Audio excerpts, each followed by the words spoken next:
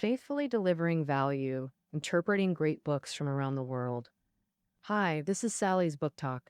Today, we're diving into the book Choice Theory for you.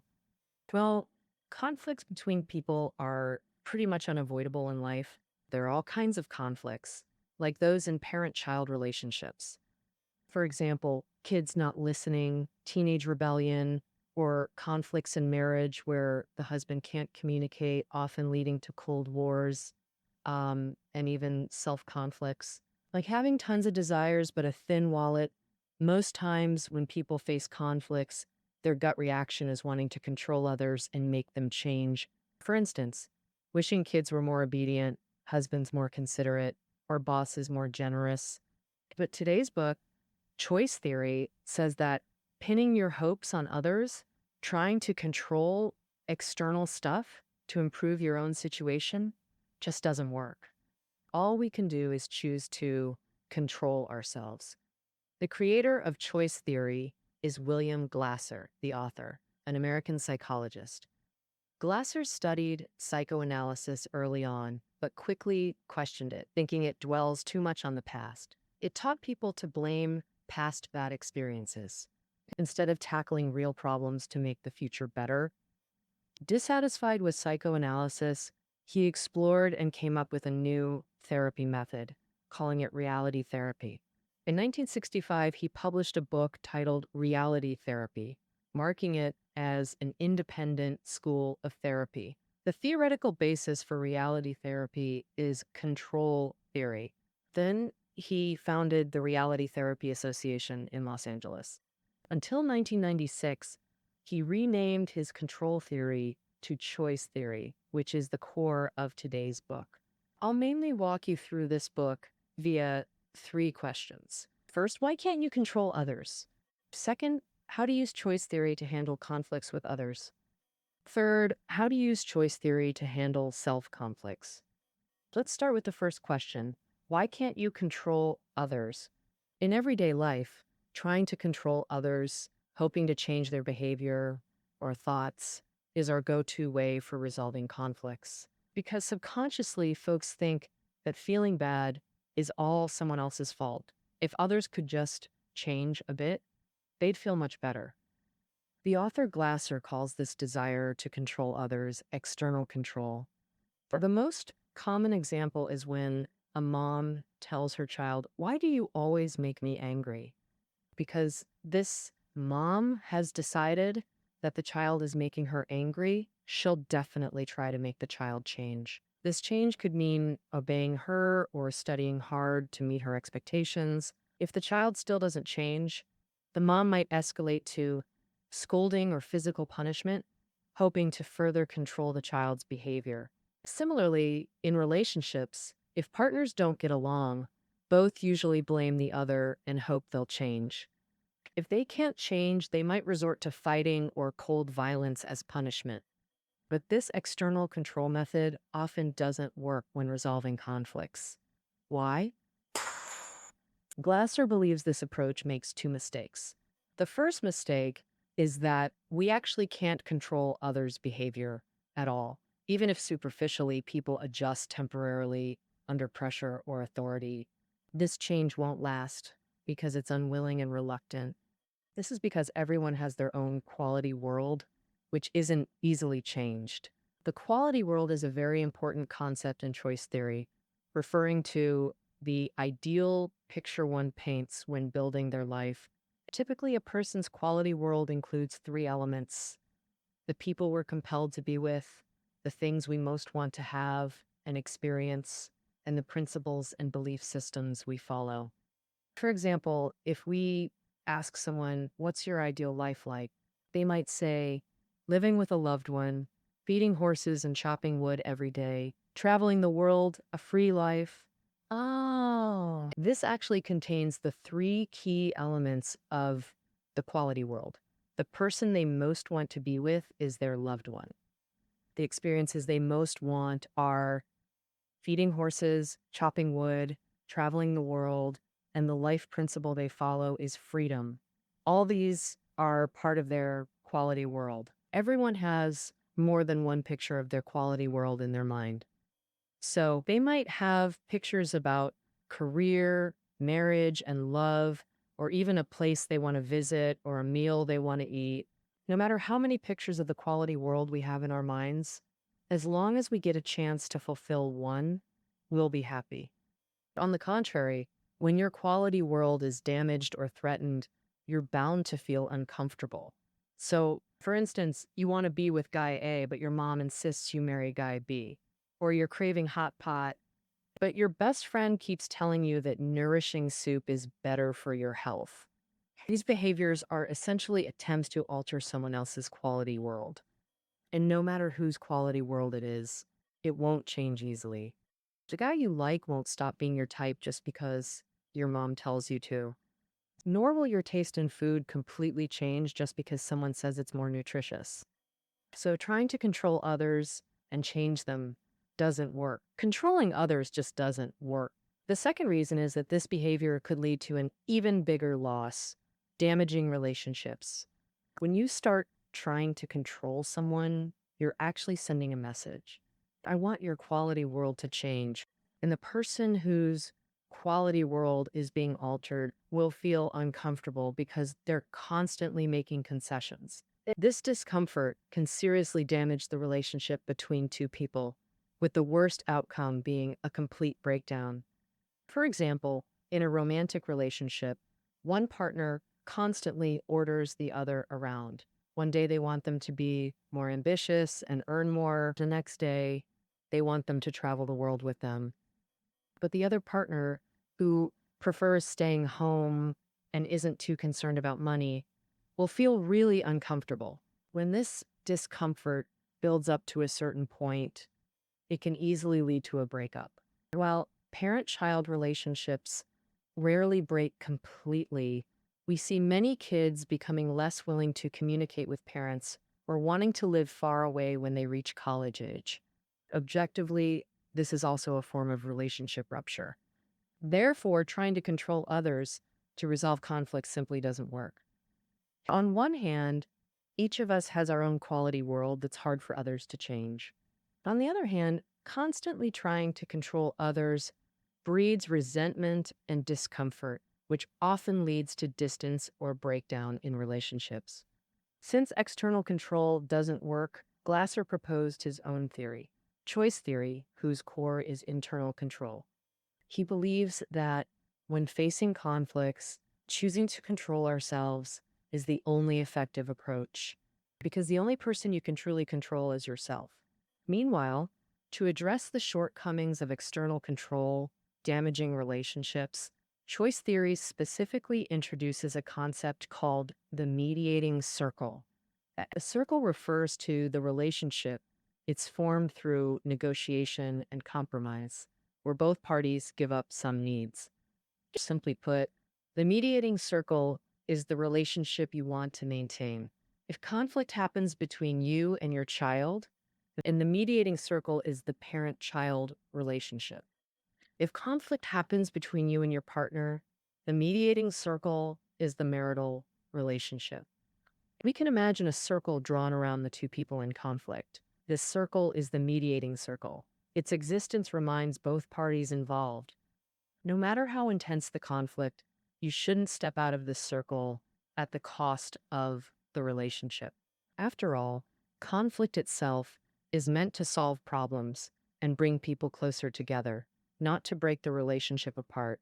Many people, when angry, choose to run away from home. This isn't an effective way of mediating because running away represents wanting to jump out of the mediating circle and refuse communication.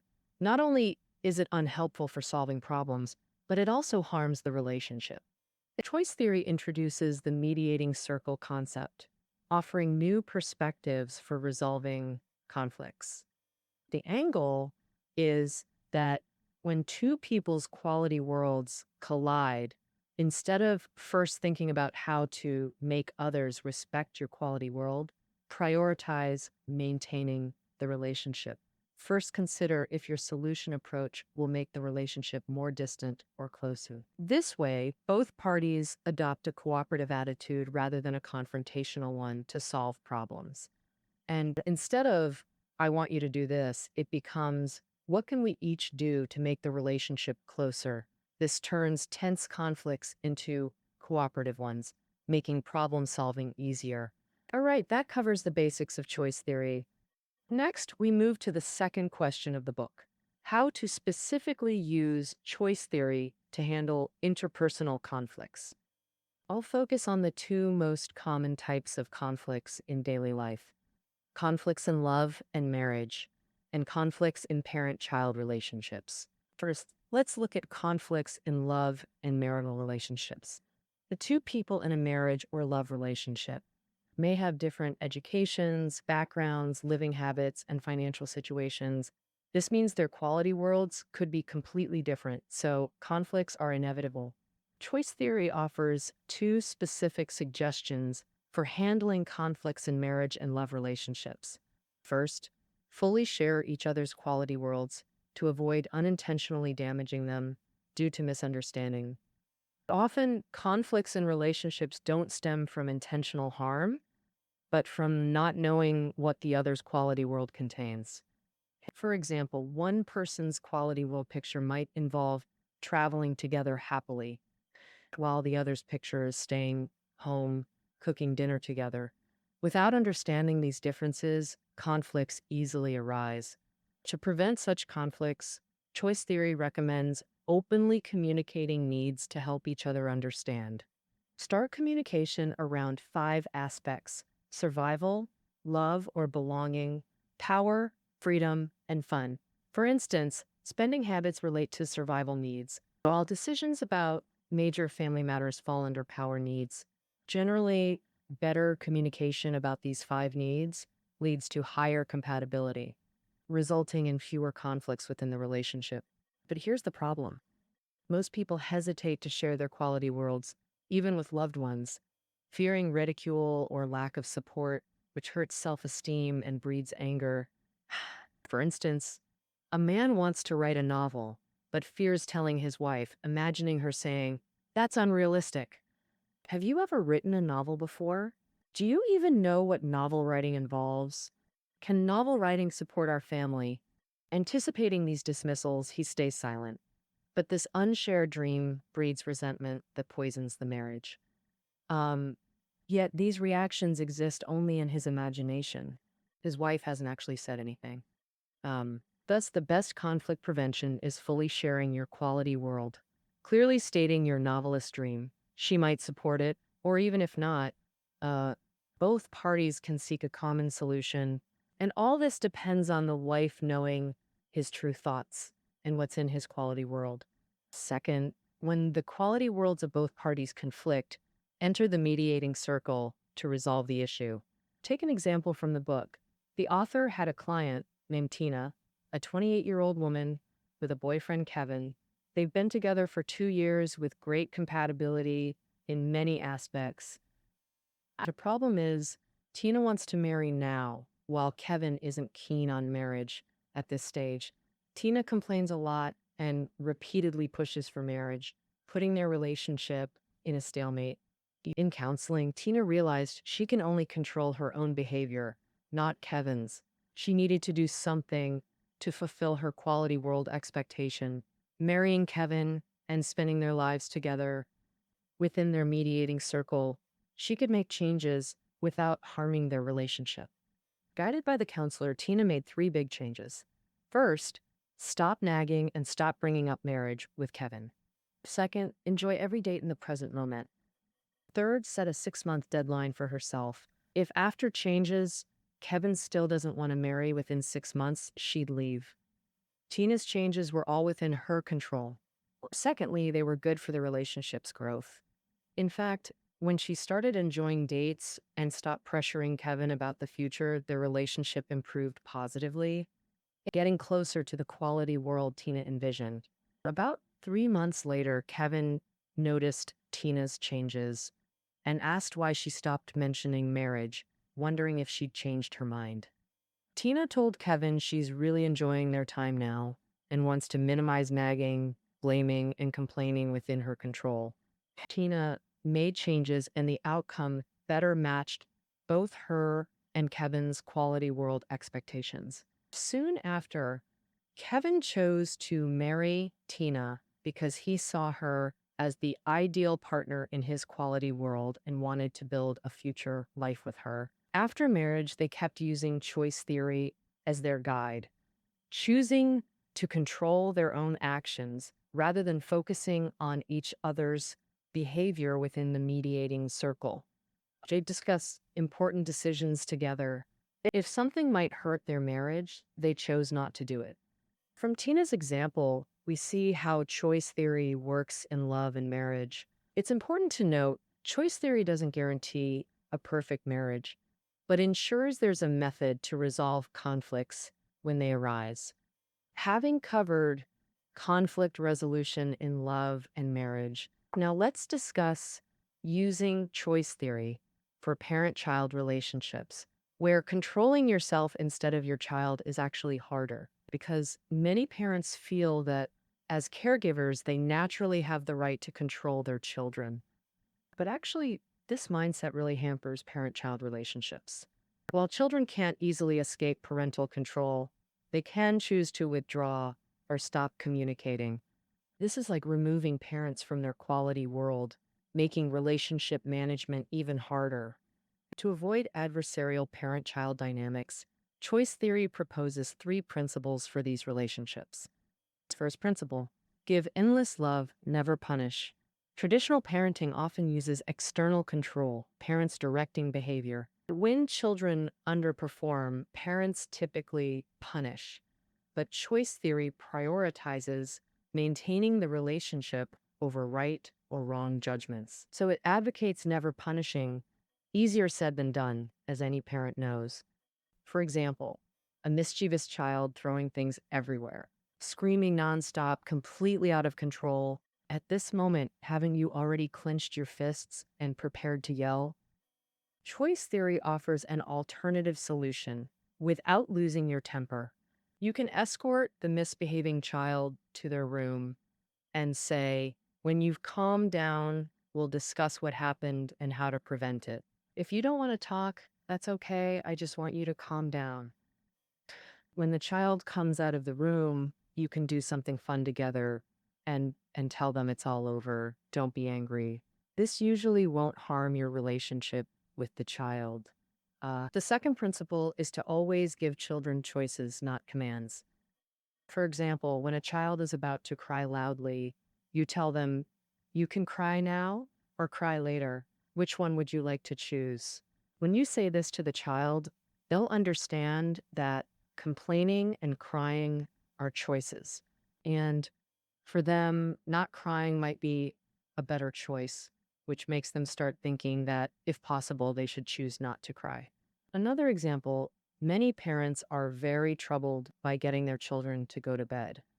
Under choice theory, the author believes that as parents, you can negotiate bedtime with your child, giving them the freedom of choice from a young age. And even at the agreed bedtime, if the child doesn't want to sleep, they don't have to. At this point, what parents should do is remind the child that bedtime has arrived and tell them that if they don't want to sleep, they don't have to, but they can't make noise and disturb others' rest. And tell them they can stay up late. But no matter how sleepy you are tomorrow morning, I'll still wake you up on time and take you to kindergarten. In such an interaction about bedtime, both parent and child are controlling their own behavior, not trying to control each other. When the child realizes that playing too wildly at night makes it hard to get up the next day, they'll gradually choose to sleep early themselves. These choices are based on their own experiences and decisions, and doing so doesn't harm the parent-child relationship. Always provide choices to children. There are 2 big benefits.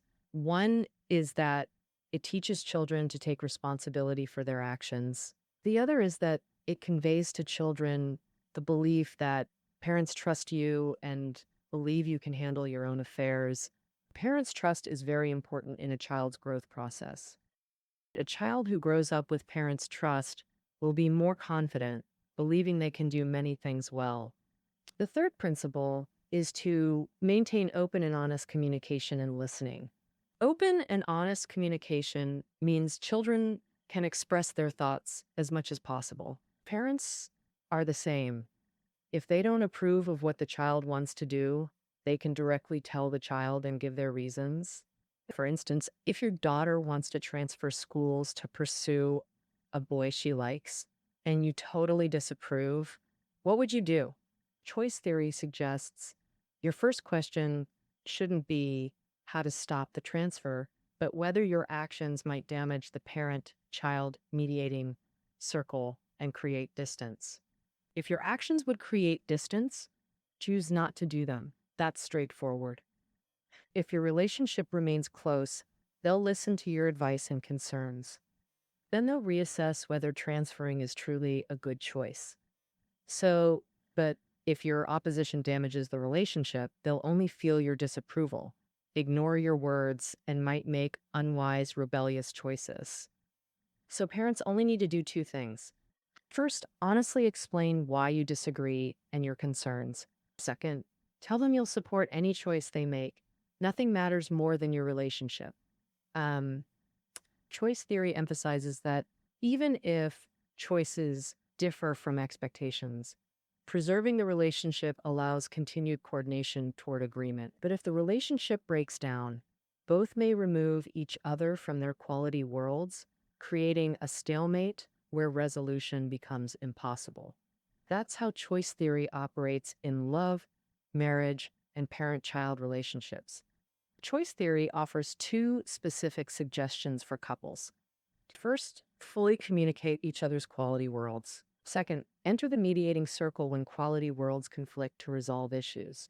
For parent-child interactions, choice theory proposes three principles: endless love without punishment, always offering choices instead of commands, and maintaining open communication and listening. Whether conflicts arise in love or marriage or parent-child relationships, they're fundamentally collisions between personal quality worlds. Another situation is when two conflicting pictures of your quality world collide within yourself. This isn't unfamiliar, like wanting to eat all delicious foods worldwide while needing to lose weight, or liking two guys at once, or being unable to quit video games while wanting good grades. So, what to do when your quality worlds conflict? Now, let's dive into the third question: how to use choice theory for self conflicts. When our own quality worlds clash, people usually develop three coping mechanisms. First is anger. This anger isn't toward others, but stems from feeling incapable of resolving inner conflict, anger at oneself. For example, a cheating husband who won't hurt his family but can't let go of his mistress. When emotions feel irreconcilable, he rages at his own helplessness. Second is seeking help, asking family or friends for support. Third is avoidance, like someone laid off who should job hunt but instead hides at home in denial. Pure avoidance. When these coping methods fail, mental anguish sets in. Severe cases lead to depression. To resolve inner quality world conflicts, try these approaches. First, adjust your quality world. Your quality world isn't fixed. When pictures clash, actively adjust, abandon one or lower expectations. For example, when dieting battles food joy, pick what matters more and temporarily shelve the other. Interestingly, while others can't easily change our quality world, we can convince ourselves with good reasons. Say you have two conflicting pictures. One, running 5 kilometers daily for weight loss. The other, couch lounging with chips, way comfier. If someone orders you must run 5 kilometers daily, you'd feel miserable. But hey, if it's to fit into that beautiful dress you just bought, you might willingly put down the chips and go for a run. Um, Second, adjust your own behavior. What we usually call behavior often just means what you're doing. For example, you're eating, you're reading a book, and so on. Choice theory introduces the concept of total behavior, arguing that our everyday definition of behavior is too narrow, actually includes four elements: actions, thoughts, feelings, and physiological responses, which we can't directly control, but we can adjust it by changing our actions and ways of thinking. The pain and depression we often talk about are issues at the feeling level, hard to control directly, but we can reduce them by controlling our actions and thoughts, influencing our feelings through behavior. We're not unfamiliar with this. For instance, when you feel lonely, grab a good friend for afternoon tea or go out shopping, and that lonely feeling will ease up quickly. Another example, when someone's in a depressive state, they can make small changes in their actions too, like getting out of bed, watering some plants, or even stepping outside to soak up some sun. These all help improve feelings, but changing feelings by altering thought patterns is trickier by comparison. Here's a method for you. When you hit a mental block or something makes you angry, try finding 3 reasonable excuses for the other person. Second, you greet a colleague enthusiastically at work today, but they brush past you without a word. At this point, you might feel pretty bummed out. First, you can quickly come up with 3 reasons why they ignored you. First, they might have forgotten their contact lenses today and didn't see you. First, they woke up early, had a fight with their husband before leaving, and are still steamed. Third, the boss called them in early for a chat, and they were rushing to the office, totally oblivious to you. Thinking this way, don't you feel less ticked off? Learning to rationalize others' actions isn't fooling yourself, it's training to think from the other person's perspective. Because often our bad moods don't come from the other person, but from ourselves. Being too convinced you're right is what we call drilling into a dead end. So, when multiple quality worlds clash within a person, you can handle the conflict by adjusting your quality world or changing your behavior. So, of course, you can also choose to make changes in both areas at the same time. That concludes the entire content of this book. We've explored the core theory of reality therapy. Choice theory is a theory of internal control. It advocates that during conflicts, we choose to control ourselves rather than others, and all conflict resolution methods shouldn't come at the expense of damaging relationships. Guided by choice theory, we can effectively handle conflicts in love and marriage, parent-child conflicts, and even internal conflicts within ourselves. Choice theory not only provides concrete methods for effective conflict resolution, but also helps people build more harmonious interpersonal relationships. All right, that wraps up our interpretation of choice theory. Reading notes are below the audio. We'll see you tomorrow.